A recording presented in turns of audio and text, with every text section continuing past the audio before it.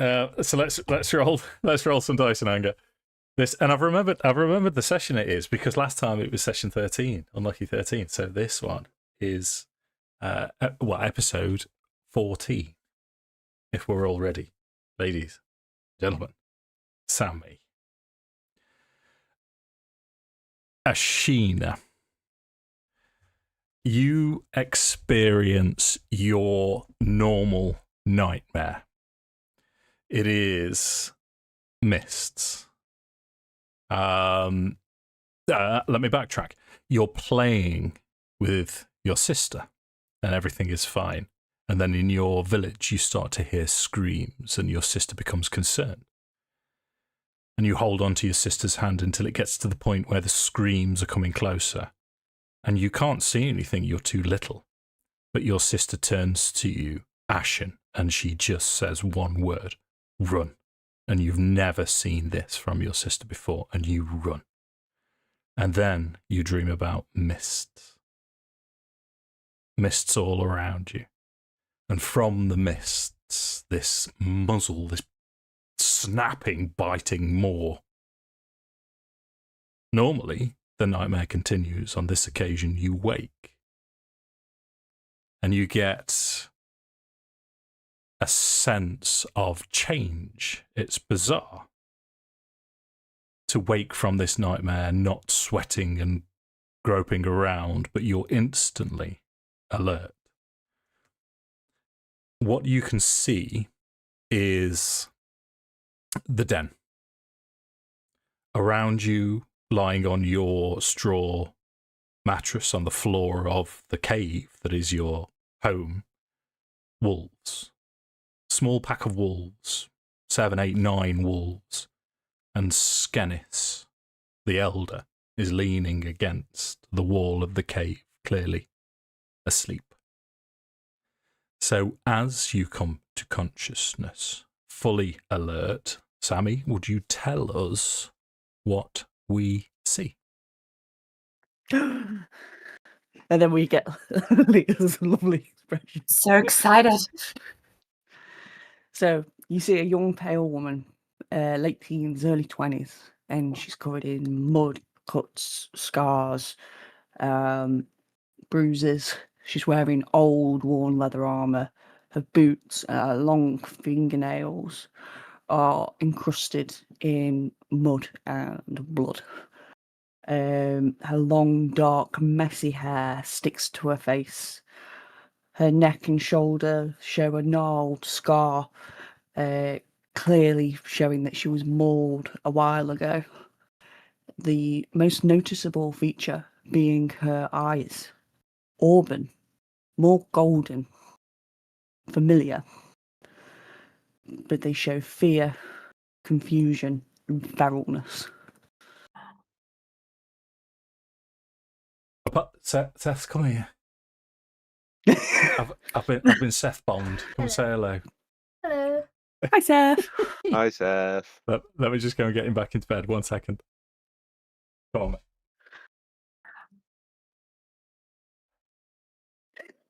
Oh my Such a god. lovely What an expressions. opening. What an opening. There's mold across. Yeah, she's got a big scar here. I've got so many questions, but I don't want to spoil anything. So exciting. I'm so excited. Boop, boop, boop, boop. And I just can't hide it. Here we go, getting singing back. Boop. I'm about to lose control, and I think I like it. Bless him, he's such a pro. He knocked on the door and said, Daddy, are you recording? Oh. And I'm on camera, so I can't say, yes, I am getting to bed. No, not that I would. Okay, so we're happy with Ashina then. We've had the description. So as you are now fully awake, everyone around you is asleep, you can hear voices near the cave entrance. with your preternatural senses, I would like Ashina to make a perception check with advantage for hearing, please.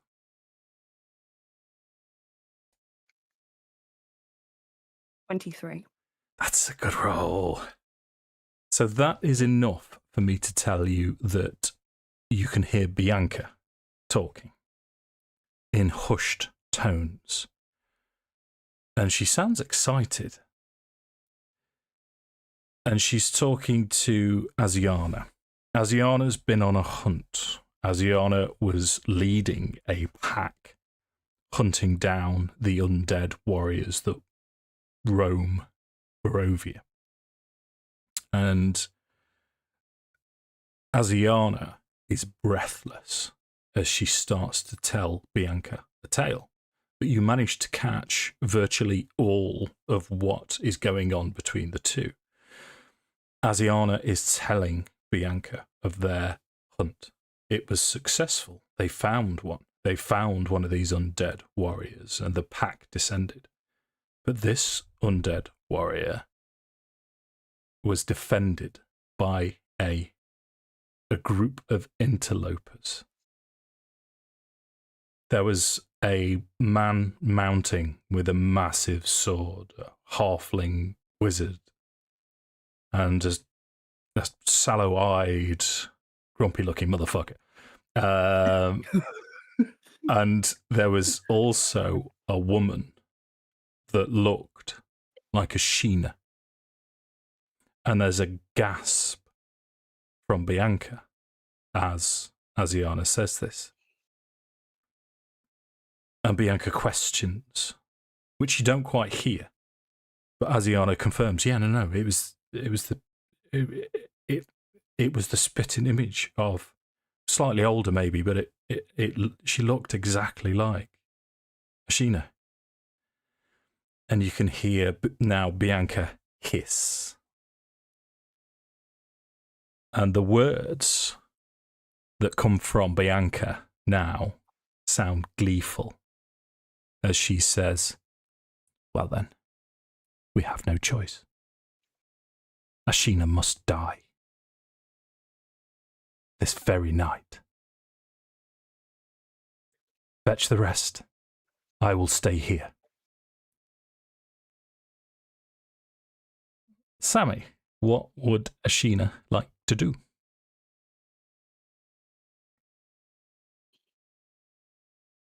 I think Ashina's going to look around her. How many members of the pack are sleeping where I am at the moment? So Skennis fast off, drool down his mouth. Skennis, we know he's well into his 70s. He's the ancient of the pack, and there's wolves, just wolves from the forest, and there's, as you look around, you count 9 of them, but they all seem to be sort of doing the dog sleep where they think they're running or doing something. You're pretty sure that you're the only one there that's awake. Can I see Keelan? See, I don't wish to wake him. Kellen. No. You know that Kellen was with either Bianca or one of the other people in the cave further in a place of honor where you used to sleep. Yeah.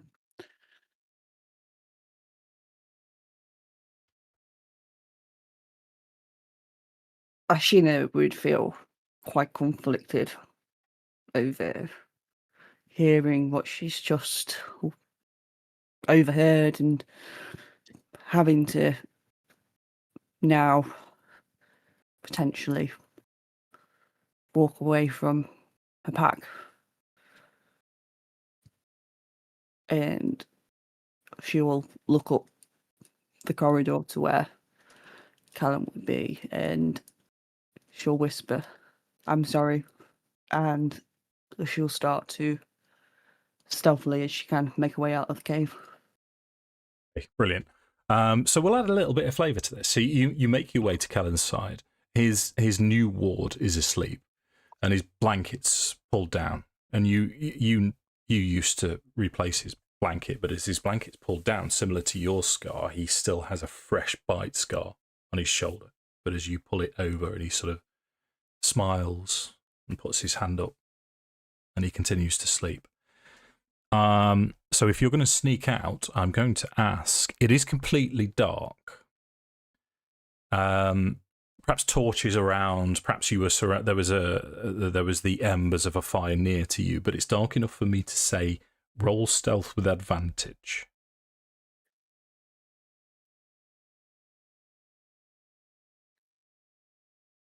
$22. Come on, Sammi. So you make your way to where the cave exit is. And you know the layout of this whole cave. You know that to the south is the exit to the cave. But just inside the cave, there's sort of like a sentry point, is slightly raised bit of rock. And you can see Bianca there. There is torches around. This is a reasonably well-lit area. Bianca hasn't seen you, and you can see her sort of smiling maliciously to herself, and she's sort of pacing backwards and forwards as she's contemplating, thinking about things. But you would be aware, Ashina would be aware, that it's virtually impossible, as it stands, for you to get past her, as you are, unnoticed.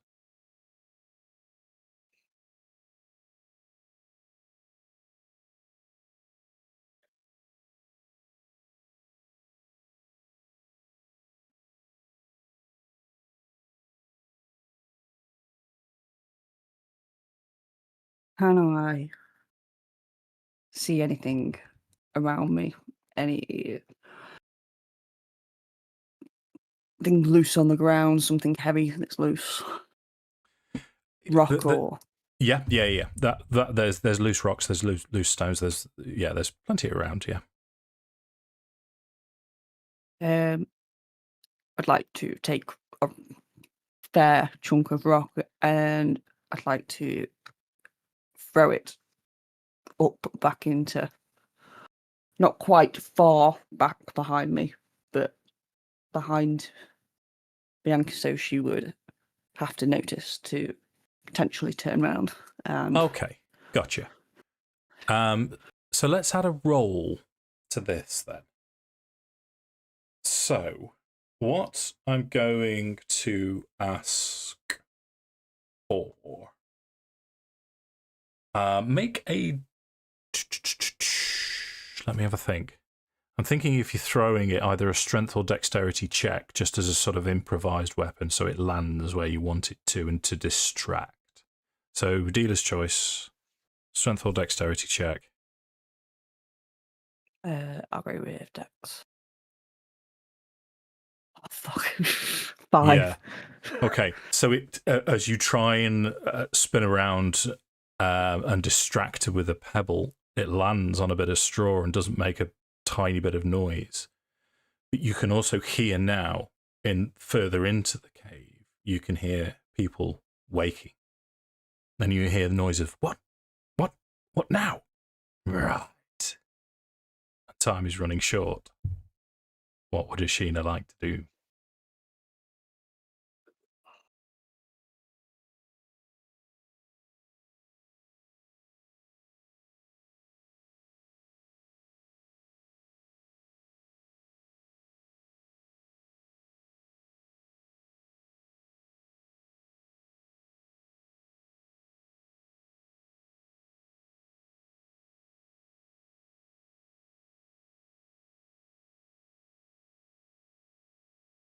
I am going to quite simply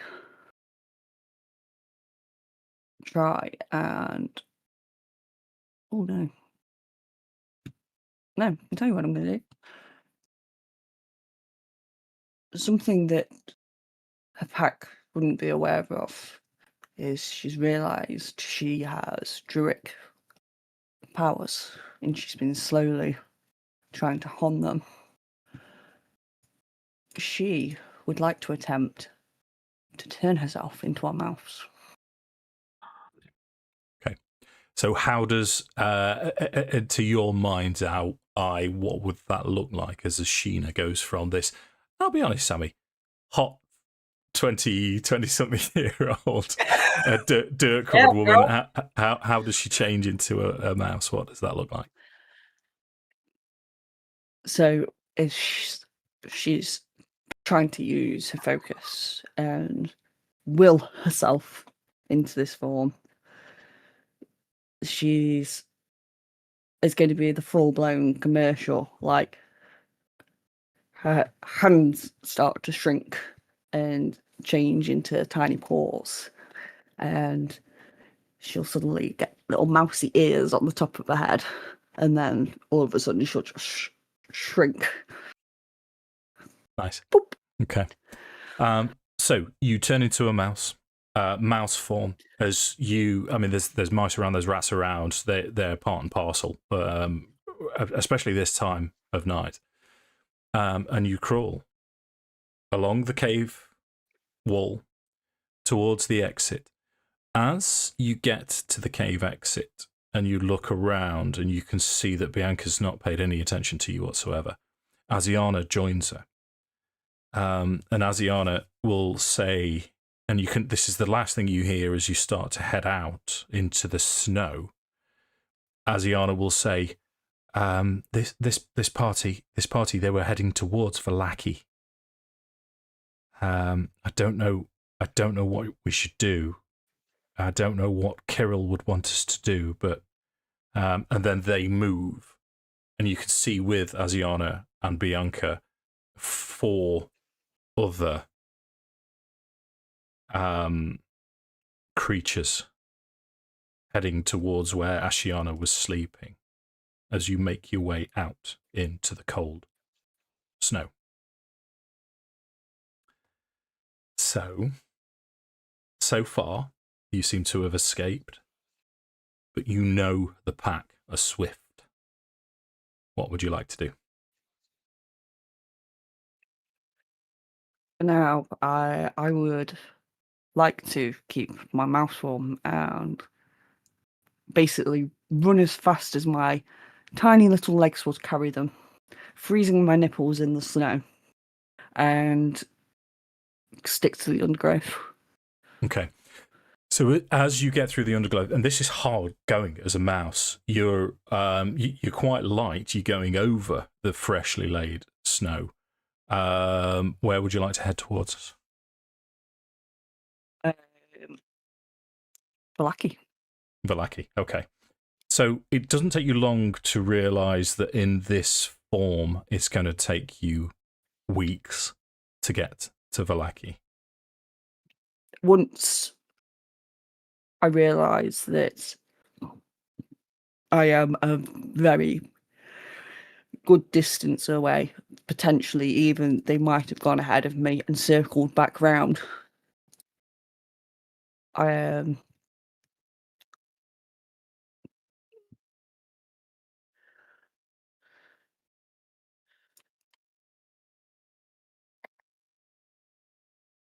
would then like to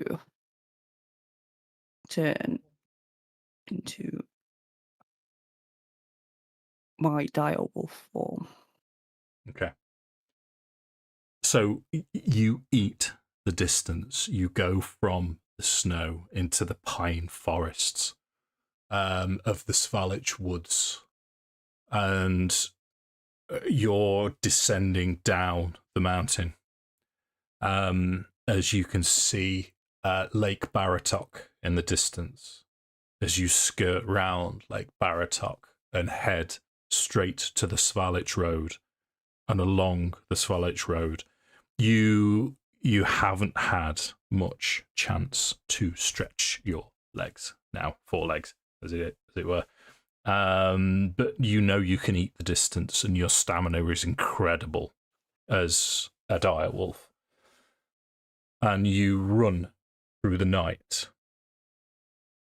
What I will allow, Sammi, is as you're in direwolf form, just as a one-off bonus, we'll consider it a short rest, so you can have 1 use of your wild shape back. Thank you.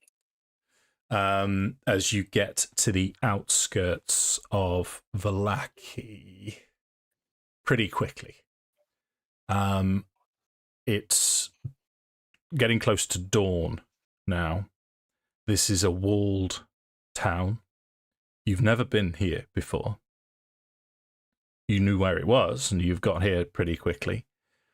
As the first light of Barovia rises, you have a wall in front of you, still in direwolf form. What would you like to do?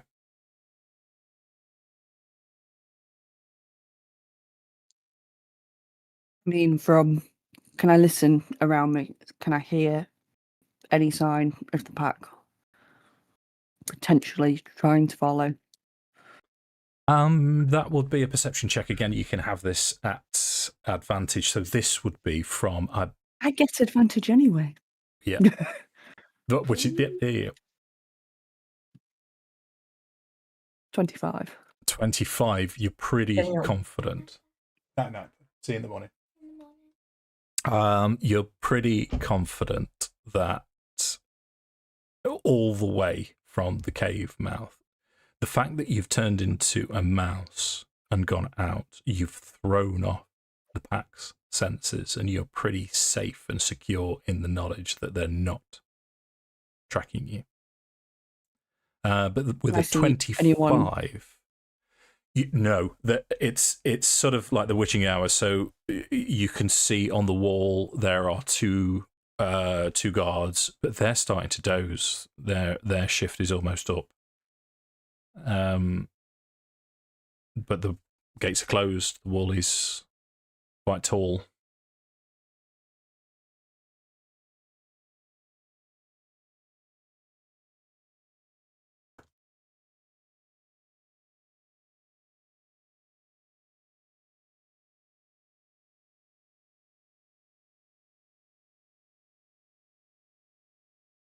How silently can a direwolf jump up? Tell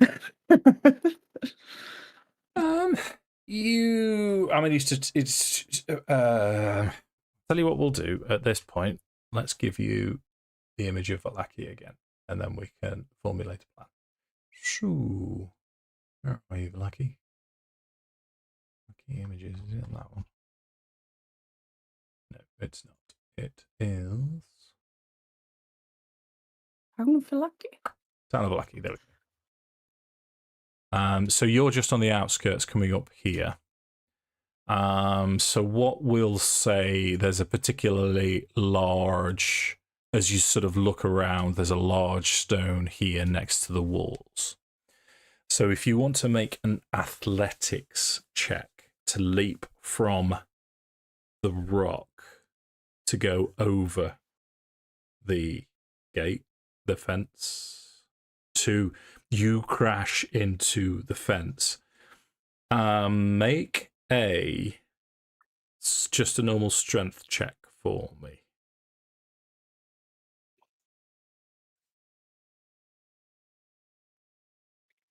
16. Right. What I'm going to do is I am going to apply 2 points of bludgeoning damage to you as you slip on this rock. But with a strength check of 16, you manage to knock one of the wooden fences aside. Direwolf won't slip through, but human, medium creature or smaller would be able to prise their way through. And you've not heard any disturbance on the other side. I think quite quickly I would revert back to my human form. Okay. I would drop my wild shape. Cool. So you manage to sneak your way through. You replace the log of the fence as fast as you can. You're now in the grounds. As you're looking around, the sights and smells are foreign to you. Everything seems alien. This is civilization, something that you've not been privy to for years. But you appear to be in, as you recall from your childhood, a churchyard. And you see something curious approaching the church itself. at this time in the morning, it's now a little bit later as you've skirted round. So we'll say it's perhaps nine o'clock. So it's proper daytime now as you've investigated where to leap through.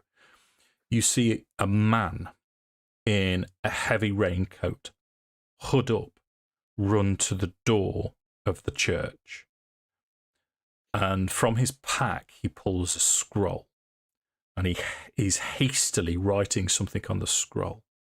He puts the scroll on the door, stamps a dagger through it, bangs on the door, and then runs away.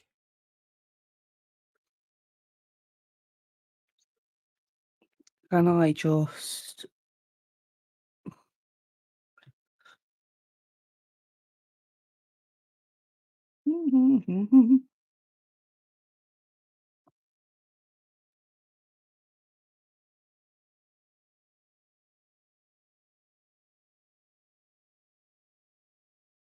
Yeah, can I just wait to see if there is any response from the church knocking on the door? Of course you can. So not long. It doesn't take long at all. And as the door opens, you can see an elderly gentleman dressed in priestly robes open the door and look at the scroll. Very quickly reads the scroll, and he turns back to talk to someone inside the church hastily. And then he himself starts to run through the street of Vallaki as fast as he can with this scroll in his hand.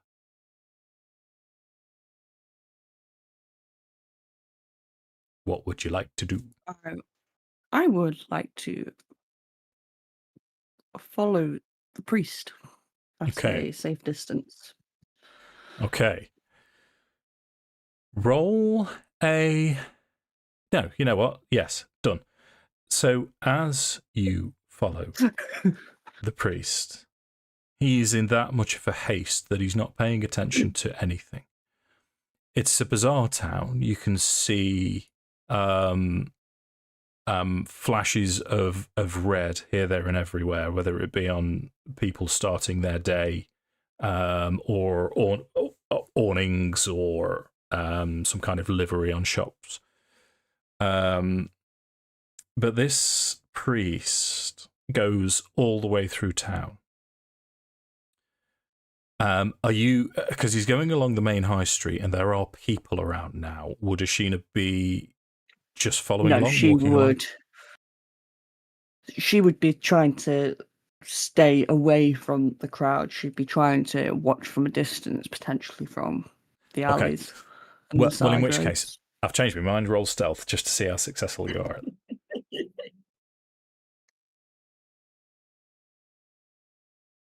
16, fine, yeah. So you go from shadow to shadow. This is an old fella that you're trying to keep up with. You can keep up with him, sticking to the shadows quite convincingly. No one pays you much attention. Everyone's going about their business. He crosses virtually the whole of or half of the town into the middle, and you can see him take a right turn. And as you follow down, you can see him entering or heading towards a building that looks like a coffin maker's shop. And as he goes round the corner and enters the coffin maker's shop, you can see something very curious. On the roof, you can see 6 figures clinging to the roof with some kind of supernatural ability as they then leap from rooftop to rooftop, and they seem to be escaping to the north. Which is when, as you approach the coffin maker's building, you can see movement in an upstairs window. There's a light on and you can see shadows moving. Can I hear anything? Perception check. With advantage, because I'm cool.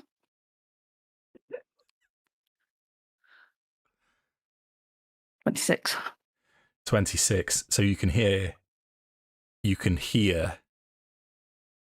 weeping,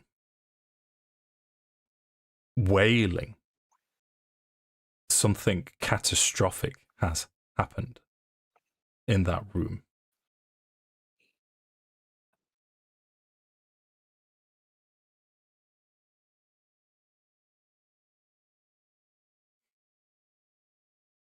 Can I make out any voices? You can hear both male and female voices. And you can hear sort of commiseratory noises. And then you can hear a woman's voice, and it doesn't fit with the what you've heard so far. And it's a woman saying, "Windy, it's me, your Willow." And then everything goes quiet.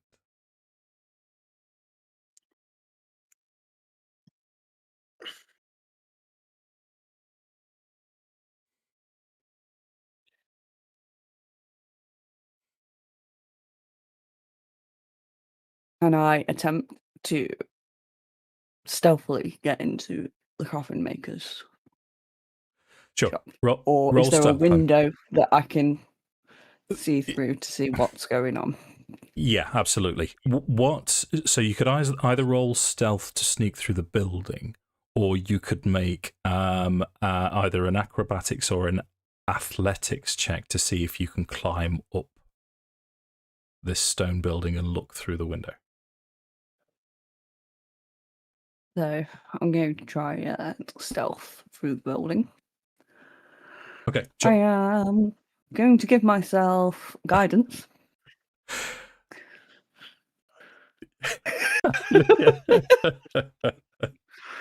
Right, let me backtrack. So what I'm going to do, Dungeon Master, is choose the ability that I'm best at, and then I'm going to give myself guidance. Let's go for it. Yes. Yeah. 20. 20. Yeah, tidy. Oh, that didn't roll. 21. 21. Tidy. So as you creep through, as you go through the entrance, you can see blood. There's been a massacre near the entrance. There's blood and gore and a corpse that looks as if it's been savaged and eaten. But you continue round, up the stairs, and you look round the corner. So what you see now is a woman with a monstrous arm. This arm doesn't belong to her, and that's where the confident voice came from. And she seems to be addressing a sallow-looking man with an eye patch on, which I've only just noticed you put on, Tom. That's a steed. I need to change that on the overall picture. Link that to me, and I'll change it on Map Tool. It's in the Curse of Strahd chat on Discord. Wicked. I'll sort that later.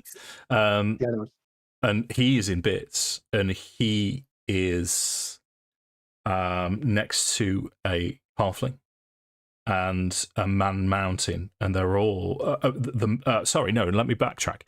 So the halfling and this human, the sallow-faced, eye-patched human, are almost inconsolable as you now see the priest, and the priest is opening this scroll and reading from it.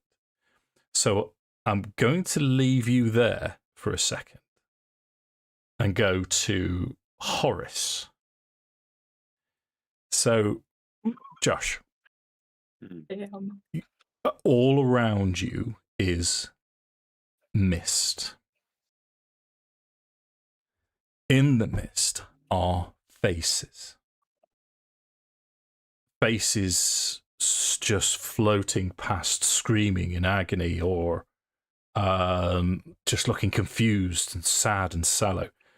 And then Mishka flies to you and embraces you, and you can feel her. You hold Mishka for the first time as you realise that you must be dead. And next to you is Tala. As Tala looks to you and looks to Mishka, and also looks like a spirit, ethereal. What would Horace like to do? He would, well, yeah, he definitely kind of embraced Mishka for the moment, and then kind of turn to Tala and just say,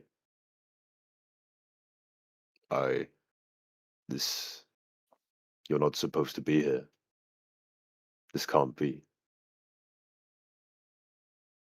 So Tala Yeah. will say, sorry, Sammi, I've got to nick Tala off you now. No. Tala will Terrible. say, where are we? Are we dead? I think so. But I had so much to do. And she starts to cry.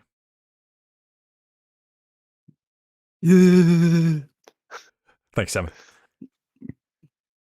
Ugly cry, proper ugly crying. Yeah, snot. Yeah, Oscar crying.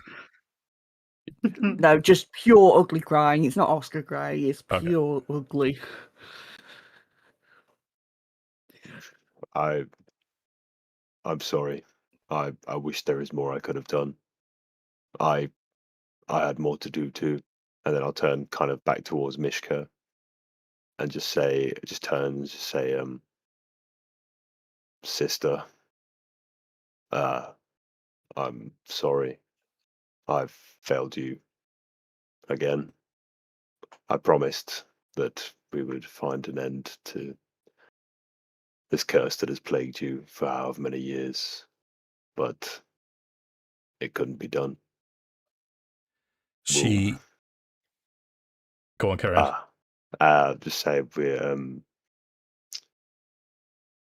from what I've been told, we may be stuck here forever after all.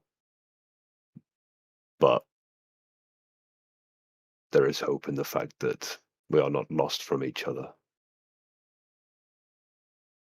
And you can see the look of terror on her face as she turns towards you, and your words are consoling her as she'll say, well, at least you're here, and at least you've seen the terror of this place.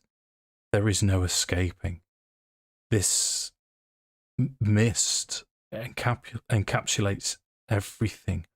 All souls that die in this place are trapped here, and it warms me slightly to know that you're here. And it's then that you start to feel a tug. And a warmth in the center of your chest starts to spread around. Then you know what's happening. You know that you're going back to the land of the living. You don't know why or how, but you can feel it. I think Horace just wouldn't know really how to respond. He'd turn back towards Tala, just kind of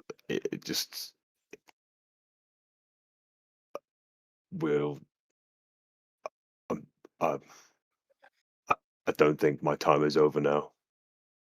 I think I'm being pulled back. Okay.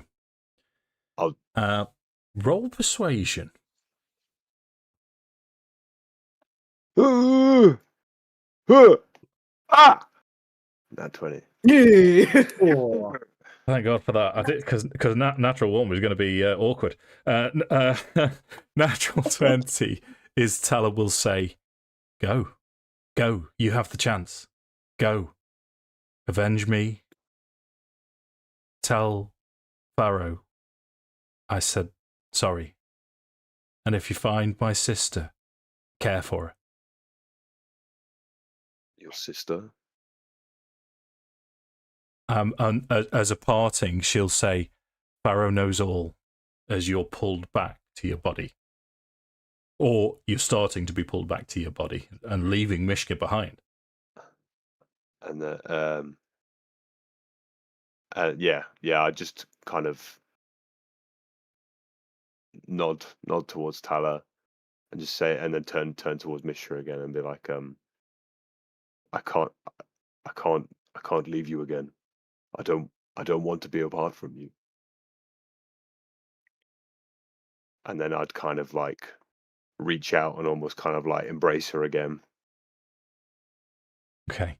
So you can feel your hands start going through her form as you try and grab on in different ways.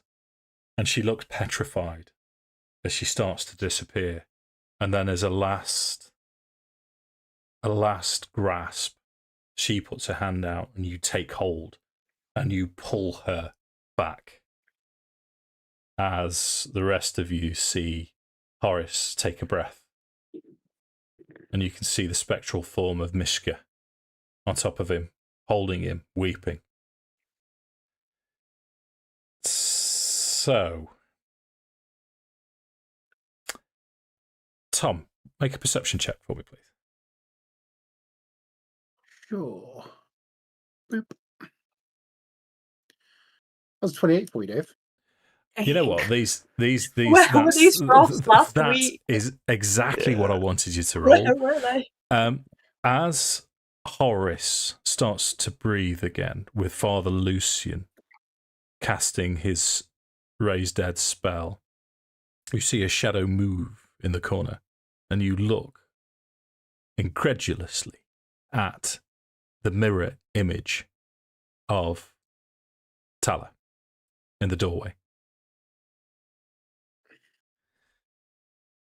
Okay, gang.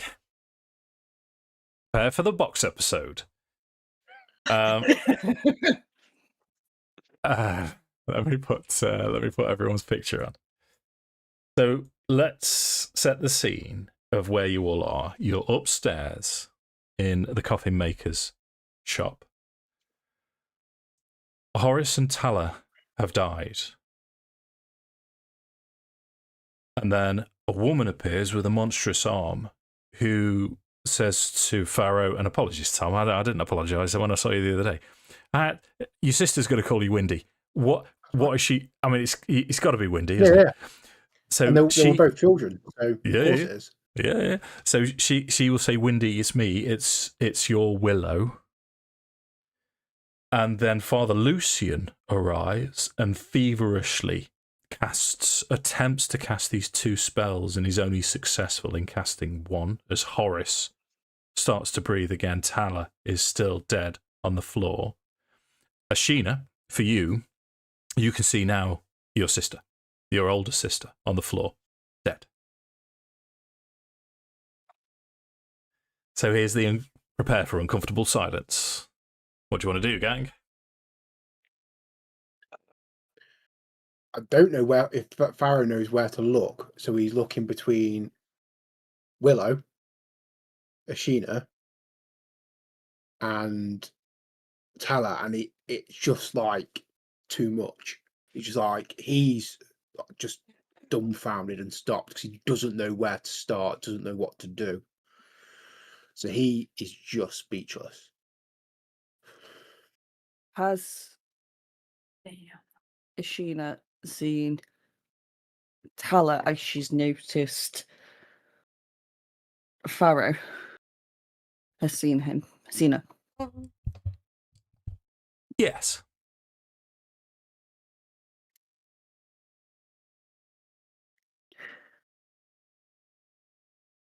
Ashina will, not stealthily, but in shock, she is going to just walk into the room and look at you all.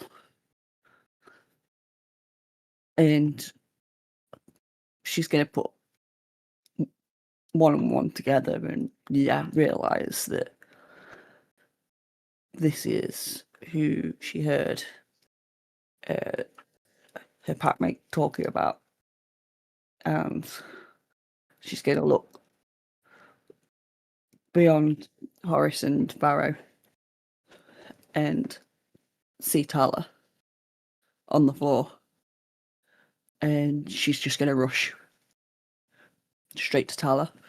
Before she gets there, Pippa sees her coming, doesn't know who she is, has no frame of reference for her, and lights in her hand a firebolt and holds it up as she's coming. So Pippa, fetal position on the floor, looks up, sees just this form of a person that she does not recognise run into the room towards Tala's body, who she is lying next to, the one that she never got to save. And so from the floor she just raises up with just fire in her hand, and it's just like, "You stop there, woman. Stop. I don't know you." I don't know who you are, but that's my fucking sister. Yeah. And Farrow's going to snap out. He's going to put his hand on Pippa's shoulder and say, "It's okay. It's just, I know who this is. We came here looking. Well, we set out looking for her. This is Ashina. This is Tala's sister. This is the whole reason. She's the whole reason we're here." And he stopped for a second. "Willow, I didn't even know you were alive, but we have some things we need to deal with. Can you give us a minute?" Pippa lets the fire die in her hand. Stands Ashina up just fucking runs over. and starts going through boxes. Where the fuck are these bones? Okay, wicked.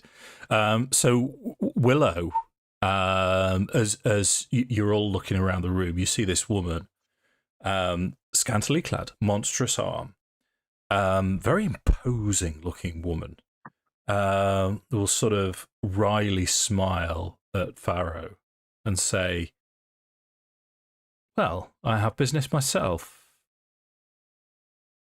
Don't go anywhere. I'll be right back." And as she turns around and leaves, you can hear her issuing orders to what appears to be townsfolk, guardsmen of Vallaki. And she'll be saying, "Right, first things first, this was a case of Heinrich going mad. He has killed someone inside. Nothing untoward has happened. Do you understand me?" And it's such a commanding tone that these sort of two guards underlings say, yes, mistress, we will. And she'll continue to say, "Outside now, and tell the townsfolk that nothing untowards, nothing supernatural has happened, just Heinrich had lost the plot." Yes, mistress. And then she leaves the room.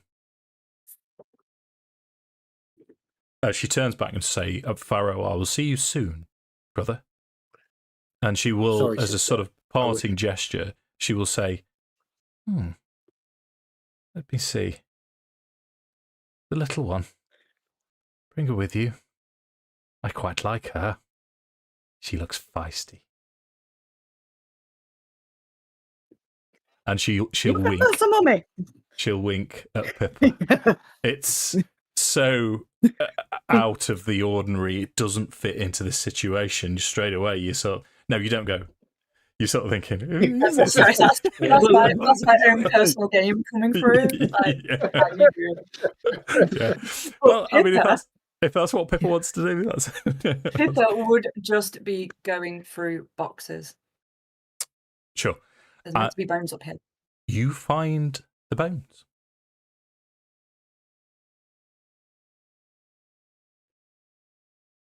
Definitely the bones. 100% the bones. There are bones in a rough sack in one of the crates.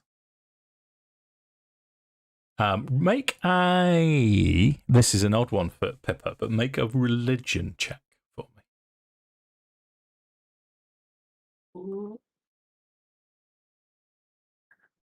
Shall I take that one again? So I get to re-roll one. Take the halfling ability to re-roll ones. Leah's turned up, everyone. There we go, 15. So you get a sort of supernatural sense from this. These bones have power.